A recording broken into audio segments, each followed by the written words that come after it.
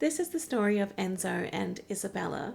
If you've not yet finished Mafia: The Old Country, I suggest you do so before watching this video, as this will contain spoilers. Some love stories aren't shouted from rooftops. They're whispered in secret, shared in stolen moments, almost as if speaking them aloud might shatter them. That's what Enzo and Isabella had.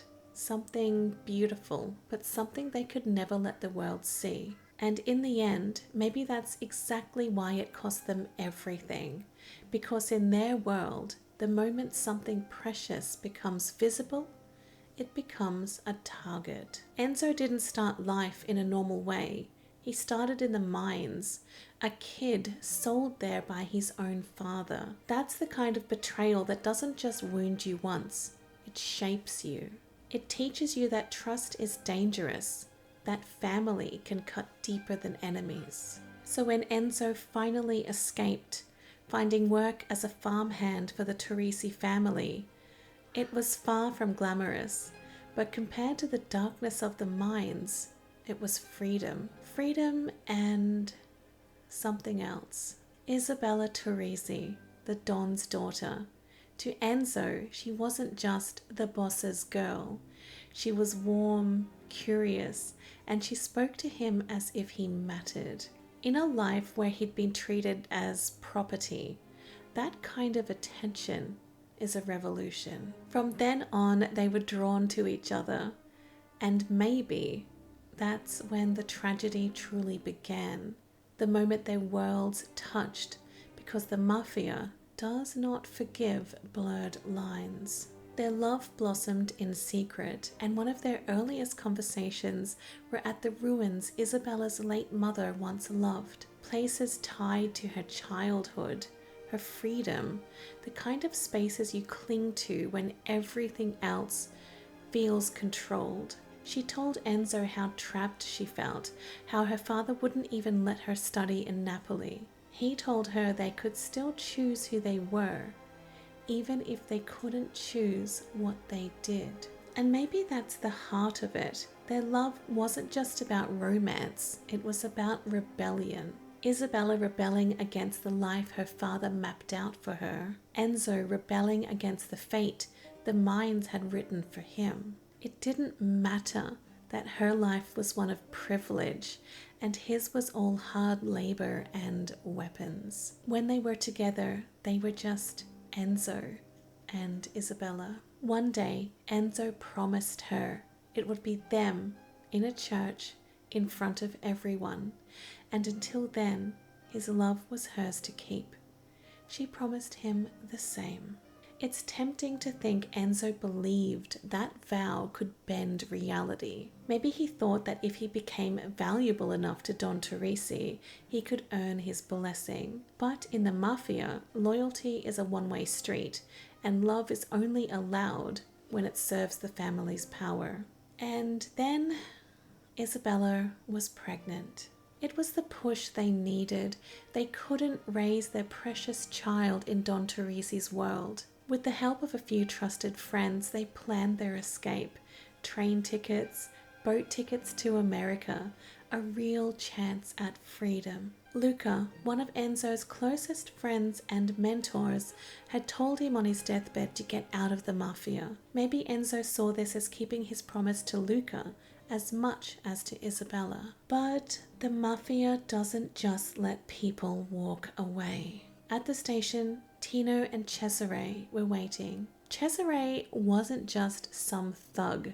He was the Don's nephew and, more importantly, Enzo's friend. That's what makes this part sting the most. Did Cesare already know what he was going to do? Or in that moment, did loyalty to blood outweigh loyalty to brotherhood? Tino grabbed Isabella, talking about getting rid of the baby, while Enzo was knocked out cold and dragged back to the mines. The volcano was ready to blow. It's hard not to see the eruption as symbolic, the land itself mirroring the chaos tearing through their lives. Enzo fought his way through ash and fire, even facing Cesare and winning, but he spared his life. That mercy That's the kind of choice that defines a man. And maybe it's why the ending hurts even more. The final fight, Enzo facing Don Torrisi himself, the man who had stolen Isabella's freedom and threatened their child, the man who gave Enzo this new life and new responsibilities, but he'd never give Enzo his daughter. They fought, and Enzo killed him. In another story, this would be the victory, the moment the lovers are finally free. But in the world of the mafia, killing the Don doesn't end the cycle. It just writes your name on the next bullet. And that's when Cesare appeared again, offering his hand to Enzo, helping him up. And after everything, Enzo still took it. That's trust. That's history. That's love of a different kind. And as the men embraced, it was then that Cesare drove a knife straight into Enzo.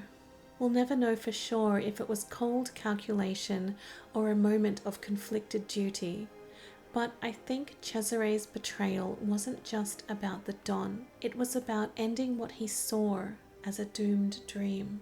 The vineyard was on fire, Isabella ran, and after a horrific encounter with Tino, she finally made it to the gate. But there was Cesare.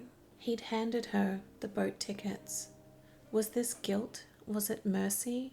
Or was it just his way of tying up loose ends? Either way, Isabella boarded that ship alone. The last we see of Isabella, she's on the boat to America, reading Enzo's letter. His words are so full of love and hope, a promise he couldn't keep in life. Some love stories end with a happily ever after. Theirs ended in ash, betrayal, and deafening silence. But maybe for Enzo and Isabella, even a doomed love was worth it, because in a world where power ruled and loyalty was currency, they still chose each other. And that choice, however fleeting, was theirs alone.